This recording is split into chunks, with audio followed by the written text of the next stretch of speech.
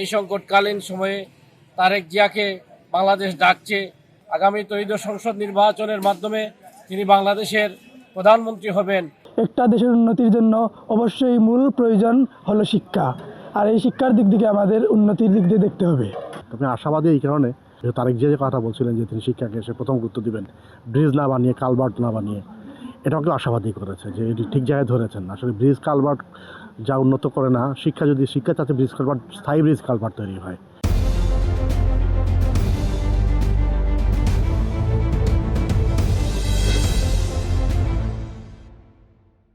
শহীদ president Ziaur Rahman 1975 সালের 7 November একটি সংকটকালীন সময়ে পরবর্তীতে বাংলাদেশের দায়িত্ব নিয়েছিলেন। ঠিক তদ্রূপভাবে বাংলাদেশে এখন একটা সংকট চলছে। এই সংকটকালীন সময়ে তারেক জিয়াকে বাংলাদেশ ডাকছে। তাই মহান আল্লাহর ইচ্ছায় তিনি আগামী 25শে ডিসেম্বর বাংলাদেশে আগমন করবেন। যার এই আগমন নিয়ে বিএনপি নেতাকর্মী সহ প্রত্যেক জনগণের মধ্যে উৎসাহ আনন্দ বিরাজ করছে। আমরা মনে করি আগামী ত্রয়োদশ সংসদ নির্বাচনের মাধ্যমে তিনি বাংলাদেশের প্রধানমন্ত্রী হবেন এবং প্রধানমন্ত্রী হয়ে ইতিমধ্যে তিনি যে জনগণের নিকট যে ওয়াদা করেছেন বা বাংলাদেশের ভাগ্য উন্নয়নের জন্য বিভিন্ন সামাজিক কর্মসূচি তিনি যে হাতে নিয়েছেন সেগুলো বাস্তবায়ন করবেন। এর মাধ্যমে একটা সুন্দর বাংলাদেশ গড়ে উঠবে এবং আধুনিক উন্নত বাংলাদেশ হবে, সেই প্রত্যাশায় রয়েছে আমরা। বর্তমান বাংলাদেশে আমরা যে অবস্থায় আছি, শিক্ষার দিক দিয়ে এবং রাজনীতির দিক দিয়ে, রাজনীতি এটার দিকে আমরা লক্ষ্য না করে শিক্ষার দিকে আমাদের লক্ষ্য করতে হবে। যেমন পিতামাতা সবসময় তার সন্তান নিয়ে চিন্তিত থাকে যে কখন তার সন্তান বাড়ি ফিরবে, কখন তার সন্তান স্কুল থেকে সুনিশ্চিতভাবে বাড়ি ফিরবে। তাদের এই চিন্তাকে সমাধান দিতে হলে আমাদের অবশ্যই একটি সুশীল রাষ্ট্র গঠন করতে হবে। একটা দেশের উন্নতির জন্য অবশ্যই মূল প্রয়োজন হলো শিক্ষা, আর এই শিক্ষার দিক থেকে আমাদের উন্নতির দিক দিয়ে দেখতে হবে। আমরা আশা করি আগামী যে বাংলাদেশ বিনির্মাণে জনাব তারেক রহমান বাংলাদেশের ভূমিকা রাখবেন। বাংলাদেশের শিক্ষা, উন্নয়ন, স্বাস্থ্য, বাংলাদেশের যে দীর্ঘ 18 বছর স্বৈরাচারী শেখ হাসিনা বাংলাদেশকে একটা বন্ধুর রাজনীতি পর্যায়ে নিয়ে গেছে, সেই বন্ধুর রাজনীতিকে উত্তরণ করবেন। টানা তৃতীয়বার অর্জন করেছে দেশের সেরা সুপার ব্র্যান্ড স্বীকৃতি বসুন্ধরা টিস্যু।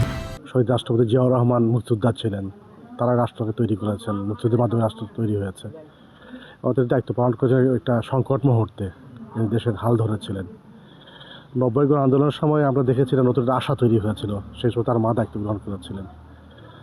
তারপর দীর্ঘদিন রাজনৈতিক প্রেক্ষাপটে তার নানা ধরনের নির্যাতনের শিকার হয়েছেন।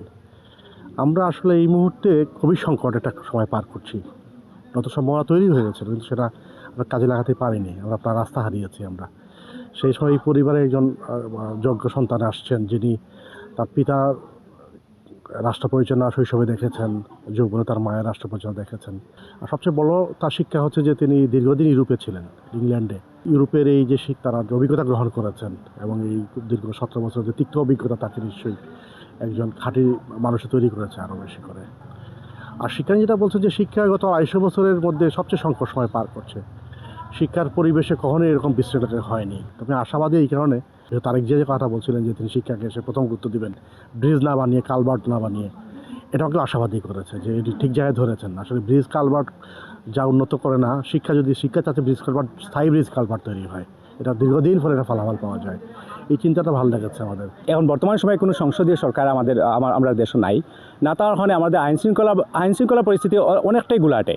আমরা প্রায় সময় নিরাপত্তাহীনতায় ভুগি, মানে বিচলিত আমরা এই দেশ নিয়ে বা রাষ্ট্র নিয়ে। বর্তমান সময়ে আমরা অত্যন্ত জরুরি এখন রাষ্ট্রের জন্য, এই দেশের জন্য একটা নির্বাচিত সরকার। আর তাছাড়া আমরা যতটুকু জানি যে আমরা বিএনপির মানে বিভিন্ন রাজনৈতিক দল আছে দেশে, জামাত, বিএনপি, অন্যান্য দলও আছে, এনসিপিও আছে। বিএনপির তারেক রহমান দেশে আসবে, উনি আসলে হয়তো বিএনপির রাজনীতিক কাঠামো বা তার সাংগঠনিক বিষয়গুলো একটু চাঙ্গা হবে, দেশের পরিস্থিতি হয়তো একটু সুষ্ঠু হইতে পারে। মানে দলীয় নেতাকর্মী তো এখন অভিভাবকহীন অবস্থায় আছে। শহীদ প্রেসিডেন্ট জিয়াউর রহমানের একমাত্র উত্তরসূরি তারেক রহমান সাহেব আগামী যে 25 তারিখ বাংলাদেশে আসছেন, জনগণ ওনাকে যেভাবে স্বতঃস্ফূর্তভাবে গ্রহণ করতে যাচ্ছে, সেটা আসলে বাংলাদেশের জনগণের জন্য এবং আমাদের জন্য সবার একটা অত্যন্ত শুভ কামনা আমরা ধরে নিচ্ছি। কারণ উনি যে 31 দফা কর্মসূচি দিয়েছেন, শহীদ প্রেসিডেন্ট জিয়াউর রহমানের 19 দফা কর্মসূচি ভিতরে রেখে 31 কর্মসূচি দিয়েছেন। সেই কর্মসূচির মাধ্যমে যদি তারেক রহমান সাহেব সঠিকভাবে এগিয়ে যান, তাহলে আমি মনে করবো বাংলাদেশটা স্বনির্ভর রাষ্ট্র হিসাবে পরিচালিত হবে।